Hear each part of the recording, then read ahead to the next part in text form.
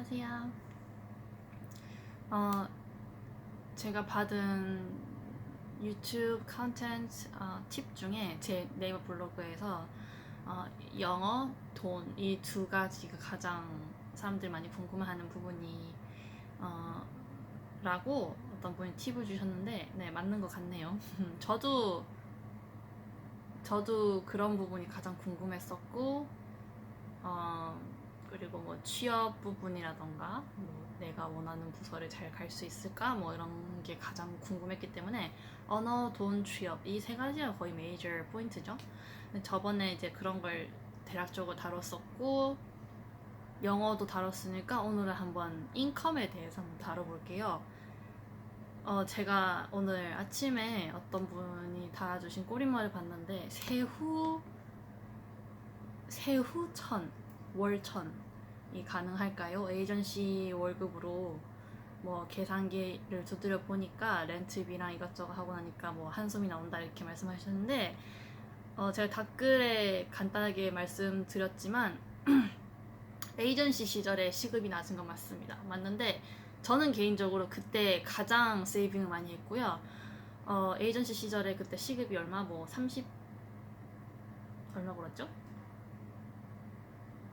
32, 3불에다가 중간에 제가 그때 친해지게 된 어떤 사람이 자기가 뭐 어디 여행 간다고 대체 널스 찾는다 해가지고 그 아픈 애기 집에서 봐주는 그런 것도 넘겨받아서 토요일 격주로 하는 걸 every other Saturday라고 하거든요, 영어로. every other Saturday로 해서 한 달에 두 번만 딱 그렇게 해서 투잡을 했고 맨하탄에 살고 있었고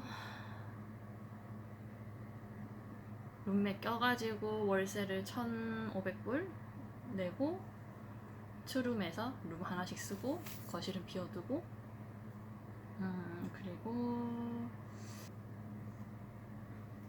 처음 와서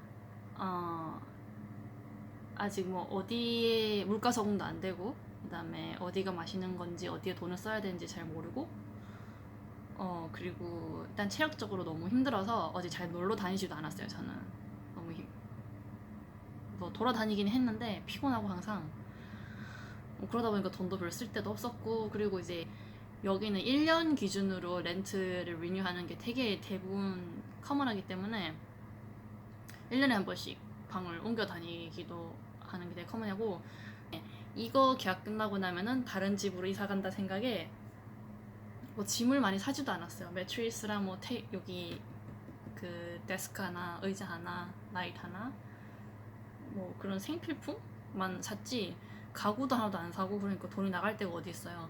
돈도 안 나가지 렌트도 싸지 뭐 어디 비싼데 놀러 다닐 시간도 없고 체력적 여유도 없고 비싼데 먹으러 다니지도 않고 그러다 보니까 월 세이빙이 그때 제가 기본 2,500불을 했던 것 같아요. 꽤 많이 했죠. 그 시급으로. 근데 지금은 그때보다 돈이 훨씬 인컴 사정이 나아졌는데도 불구하고 매달 2,500불을 세이빙하는 거는 쉽지 않습니다. 일단은 보시다 저는 일단 룸메를 끼지 않고요. 저는 룸메를 끼지 않고 그다음에 집 위치도 되게 좋은 동네에 살고 있고 집도 꽤나 괜찮은 데 살고 있기 때문에 근데 또 제가 월세로 돈을 막 펑펑 쓰는 타입은 아니에요. 제가 이 정도면 정말 리즈너블하게 잘 구한 집이거든요. 저는 지금 월세랑 집 위치 상태를 다 따지면은 싱글로 맨하탄 혼자 살면서 이 정도 렌트에 이 정도 집 컨디션에 사는 거는 매우 잘 구해서 잘 내고 있는 정도거든요. 그러니까 렌트로 제가 막 돈을 펑펑 쓰는 것도 아니고 그리고 인컴이 많이 높아졌지만은 어쨌든 그 전보다는 이제 물건도 이것저것 사고 제가 이게 제일 좋아하는 의자 제 고양이가 다 긁어놨지만은 이 뒤에 보면 장난 아니지만 이런 제가 좋아하는 가구도 사고 부엌 식기류도 좋아하는 걸로 사고 막 이러다 보니까 이제 매달 돈이 또 나가죠. 그리고 저는 한 달에 한 번씩 꼭 여행을 가야 되기 때문에 그런 여행 경비도 나가고 저는 막 되게 익스펜시브 다이닝을 잘 안 가는 타입인데 그 이유가 돈 낸 거에 비해서 그렇게 맛이 없다고 느껴져요. 오히려 그냥 제 입맛에 맞게 제가 요리하는 게 더 맛있더라고요. 그러다 보니까 익스펜시브 다이닝을 가도 그냥 맛은 그렇고 근데 돈은 막 어마무시하게 나가고 팁도 픽스드로 막 25%로 적어 놓는 데도 많아요. 제가 하는 게 아니라 걔들이 그걸 픽스로 해서 그렇게 그 밀에 적어 놓는 것도 있거든요. 근데 좀 약간 not worth it 하다고 느끼는 것? 그런 거 말고 그냥 기본적으로 다이닝은 한번 나가면은 친구랑 같이 나눠 먹으면은 한 사람당 30불에서 50불 정도는 쓰고요. 팁까지 포함하면 보통 평균 50불 정도는 쓰는 것 같아요. 근데 그거는 그냥 되게 캐주얼한 다이닝이고 비싼 데 가면은 뭐 인당 더 많이 내겠죠? 전 그런 데 잘 안 갑니다. 제가 그래서 메이저하게 돈 쓰는 부분은 일단은 렌트고 당연히 그 다음에 한 달에 한 번씩 하는 여행 경비, 뭐 비행기 값, 호텔 값, 뭐 돌아다니면서 이제 놀러 다니고 먹고 다니는 값, 그리고 이제 그런 처음 미국 왔을 때는 그런 것도 완전 생 돈으로 다 냈지만은 지금 이제 크레딧 카드 그 포인트로 하는 경우가 많아서 생각보다 여행 경비로 돈을 그렇게 많이 쓰진 않아요. 그렇고 뭐 제 고양이 다달이 사료값, 장난값, 스크래처값 등등, 모래값 등등등 또 많이 나가는 편은 아니고 그리고 또 뭐가 있죠? 그다음 제 취미 필라리스 제가 항상 다니고 지금 다닌 지 좀 몇 년 됐고 몇 년까지는 한 1년 넘었죠. 한 센터에 꾸준히 나간 지 1년 넘었고 필라리스 정기 돈 나가는 거 있는데 그거 얼마 하지 않아요. 그렇게 비싼 편은 아니고 한국보다는 훨씬 싼 것 같아요 여기가. 그거 나가고 그 다음에 겨울 시즌에는 스노보딩 다니거든요. 근데 장비는 이미 다 샀고 장비는 이제 한번 살 때 몇백 들죠. 그거 사가지고 계속 쓰는 거니까. 그리고 스키 시즌권 사고 그다음에 이제 매번 왔다 갔다 하는 교통비 그 정도죠. 그렇게 해서 제가 다달이 하는 세이빙이 많을 때는 제가 요새는 좀 트래킹 다운 안 해봤는데 그냥 아무 생각 없이 오버타임 안 하고 정규 아워만 일하고 그러고 그렇게 그런 삶 패턴으로 살면은 다달이 한 1000불에서 1500불 정도는 모을 수 있더라고요. 근데 이제 거기서 오버타임을 많이 하고 좀 신경을 쓴다면은 또 달라지겠죠 이야기가. 이 그냥 레귤러하게 들어오는 픽스드 인컴은 한계가 있고 인베스트먼트 같은 걸로 이제 돈을 좀 굴려야죠. 패시브 인컴 그런 걸로 인컴을 계속 만들어야지 조금 여유롭게 이것저것 원하는 인컴을 받을 수 있는 것 같아요. 그래서 제가 그래서 항상 이렇게 남는 시간에 제 취미활동 운동하고 소셜 라이프 가지는 것도 중요하지만 제가 또 중요하게 생각하는 게 경제 공부하는 거를 또 중요하게 생각하거든요. 그래서 경제 공부하면서 패시브 인컴을 좀 늘리는 게 제 목표입니다. 네, 들으시면 아시겠지만 방금 말한 그 수입이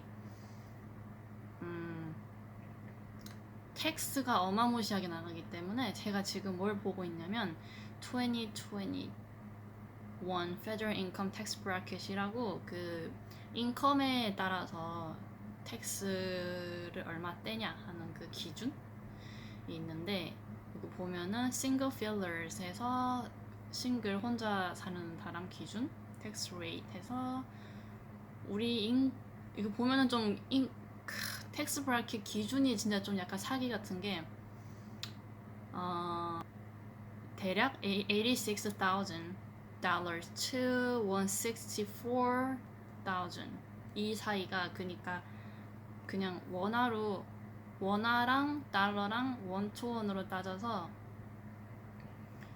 8,600만 원 버는 8,600만 원과 1억 6천 사이의 연봉의 사람을 다 텍스를 동일하게 뗍니다. 이게 말이 된다고 생각합니까? 하지만 옛날부터 이렇게 돼 있었어요. 옛날 저 처음 미국 넘어왔을 때부터 이런 식으로 텍스를 뗐거든요. 원투원의 기준으로 말씀드리는 겁니다. 환율 적용 안 하고 4천만 원에서 8,600만 원을 연봉을 버는 사람은 22%, 그리고 그 위에 브래켓이, 그러니까 널스로서 돈을 아무리 적게 벌어도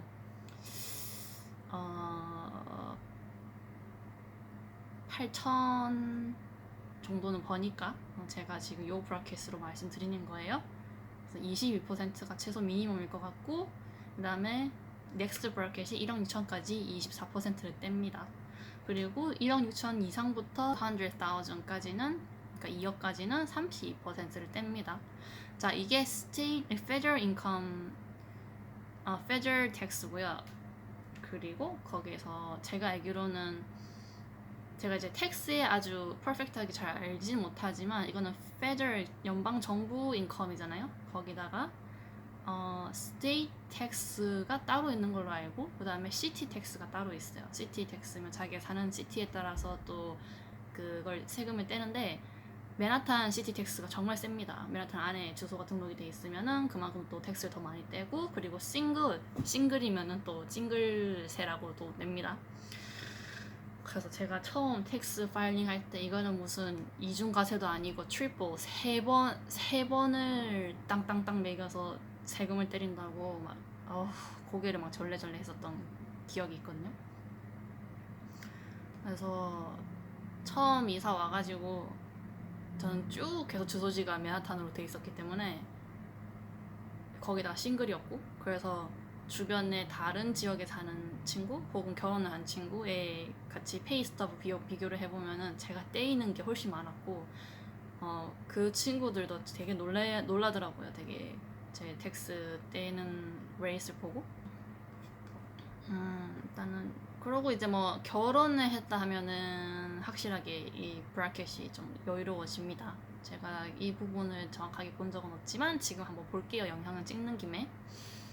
아까 말씀드린 한 8천에서 1억 7천까지 버는데도 22%밖에 안 떼네요. 하여튼 뭐 뉴욕 물가나 뭐 렌트나 생활비, 리빙 코스트라고 하는데, 그런 걸 다 따지고 보면은 한국에서 널스로 살던 그 라이프 퀄리티랑 똑같이 사라집니다. 이제 저뿐만 아니라 다른 널스 분들하고도 얘기를 해보면은, 처음 이민 왔을 때 이런저런 얘기를 해봤거든요. 한국에서 널스로 살던 그 라이프 퀄리티랑 매우 비싸게 그냥 살고, 딱히 뭐 돈을 많이 번다 이런 건 아니고, 근데 많은 게 다르죠. 일단은 일 환경도 많이 다른데다가, 한국에서 그렇게 살 수 있었던 이유는 일단은 부모님 백그라운드가 있는 상황에서 그 직업을 가지고 그렇게 살 수 있었던 거고요. 여기서는 아무런 그런 부모님의 도움 없이 스스로 이 정도 살아지는 거니까 훨씬 낫죠, 경제적으로. 저는 그렇다고 생각합니다. 그리고 널스라면 일단은 많이 사회적으로 레퓨테이션이 워낙 좋기 때문에 대출도 되게 잘 나오고, 집을 산다 하더라도 대출을 거의, 저는 아직 받아본 적은 없지만 주변에 사는 말은 널스라 하면은 대출 원하는 만큼 보통 땡길 수 있고, 그러니까 혼자 자립적으로 살아가기 참 좋은 직업인 것 같아요. 혹시 내가 이 병원이 마음에 안 들거나 이 지역이 마음에 안 들면은 어디든 내가 가고 싶은 곳이 있으면은 어플라이해서 갈 수 있는 게 널스 잡이고, 워낙 쇼리지가 심하기 때문에, 이 쇼리지 심한 거는 뭐 옛날 정말 우리 어릴 때부터 있었던 이야기죠. 막 노인 인구, 막 전형적인 교과서에 나오잖아요. 막 노인 인구의 증가, 뭐 젊은 인구의 숫자가 급격히 감소를 하면서 부양해야 되는 그 압박이 늘고, 아픈 사람들도 늘고, 뭐 이러다 보니까 병원에 일할 인력이 부족하고, 병원에서 가장 많은 인력을 넘버를 차지하는 포션이라 해야 되나? 그걸 차지하는 인력이 바로 간호사거든요. 그래서 그만큼 잡 마켓도 크고, 월드와이드로 이거는 공통된 이슈죠. 어떤 나라만 특정하게 발생되는 현상이 아니라 이거는 월드와이드로 다 똑같이 겪고 있는 문제고, 또 상황이 그 이민 그러니까 널스한테 그린카드를 받기 가장 쉬운 그러니까 한국 사람들 기준에서 그린카드를 받기 가장 쉬운 직업군이죠. 미국에서.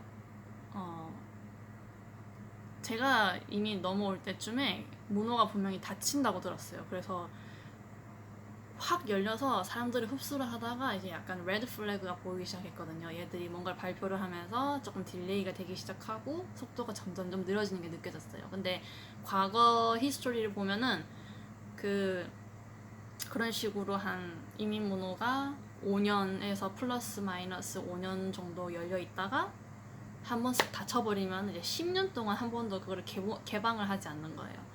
그래서 제가 그거를 계산을 해서 봤더니 와 진짜 이제 한 5년 정도 넘어간다 열려 있었던지 그래서 열려 있었던 게 한 5년 정도 넘어간다 생각을 해서 빨리 들어가겠다 생각해서 막 급하게 마지막에 계속 들어왔거든요. 그래서 이제 조금 있으면 문이 닫힌다 생각을 했어요. 그래서 진짜 그 이후로 많이 딜레이 된다는 얘기도 많이 들었고 저 들어오고 나서 뭐 이제 끝났다 이제 앞으로 10년은 안 오겠다 이렇게 생각을 하고 있었는데 와 코비드가 터졌죠. 그래서 이 널스 쇼리지 문제가 엄청나게 심각해진 거예요. 거기다 플러스로 베이비 부머들이 리타이어를 했죠. 그 베이비 부머들이 이제 널스들은 그 정해진 정년이 없기 때문에 자기가 원하는 만큼 일을 계속 할 수 있는데 그 이미 리타이어 시기가 지난 베이비 부머들이 계속 일을 하고 있다가 이제 코비드 이후로 대거 은퇴를 많이 했어요. 이제 코비드가 물론 뭐그 팬데믹에 두렵거나 아파서 직접적으로 은퇴를 했다기보다는 코비드에 맞물리고 그 다음에 이제 부동산 리얼리스틱 마켓이 엄청나게 서지를 했죠. 그래서 그 세대들이 이제 자기 자산 에셋이 갖고 있는 밸류가 엄청나게 오른 데다가 자기는 이미 연금을 풀로 땡길 수 있는 연차를 채운 상태에서 일을 다니고 있었는데 팬데믹이 터졌다. 그래서 은퇴하신 분들도 많고 그러다 보니까 원래 널스가 되게 쇼리지 강했는데 컸는데 이 사람들이 훅 빠지고 나니까 이 빈공간이 엄청나게 생긴 거예요. 그래서 제가 느끼기로는 지금 이 시기에 미국 들어오시는 선생님들이 그 프라이빗 하스피털로 바로바로 하이어가 되더라고요. 근데 이게 제가 들어올 때만 해도 그건 정말 힘들었거든요. 보통 에이전시를 거치고 시리 하스피털이라던가 조금 힘든 데서 구르다가 계속 인터뷰 보고 여기저기 마음고생을 좀 하다가 하이어가 겨우 되면은 그때부터 시작을 했거든요. 만약에 이제 자기 목표가 그런 one of those city, private hospital에 가는 게 목표였다면은 그런 식으로 하는 게 보통 주변에서 보이는 루트였는데 최근 한 1년 정도에서 1년 근처에서 들어오신 분들 보면은 되게 빨리 프라이빗에 바로 들어가시는 분들 많더라고요. 에이전시보다. 팬데믹 거치고 오려면서 그 에이전시에서 이 들어오는 널스들 잡주기가 쉽지가 않았나 봐요. 그래서 이제 그 하스피털한테 바로 이 널스를 팔고 이 널스가 바로 글로 출근하는 것도 많이 봤습니다. 그래서 진짜 이쪽 분야는 언제나 열려있고 언제나 기회가 많은 분야인 것 같아요. 그리고 너무 물론 이제 영어와 돈이 가장 들어오시기 전에는 가장 큰 이슈고 가장 궁금한 부분인 건 알지만은 막상 오면은 정말 괜찮아요. 저는 정말 만족하고 아주 여기가 저희가 이제 이 직업으로만 이 샐러리로만 큰 인컴을 벌어서 부자가 되겠다 하고 오는 건 아니잖아요. 그렇게 오지 말라고는 다들 얘기를 하잖아요. 오히려 조금 더 괜찮은 좀 리스펙 받고 존경받고 편하고 좋은 널싱을 하기 위해서 올 수 있는 환경인 건 확실하고요. 그러기 위해서 오는 거고 그 다음에 좀 더 주체적으로 자기 스스로 경제적으로 좀 스테이블하게 살 수 있는 곳이고 내 목소리를 낼 수 있는 곳이고 그 다음에 워라벨을 자기가 원하면 충분히 가질 수 있는 그런 곳 저는 그거를 선택해서 온 거거든요. 그래서 그런 거를 보시고 오신다면은 크게 너무 막 걱정 안 하셔도 되고요. 그렇습니다. 자, 오늘은 여기까지. 안녕.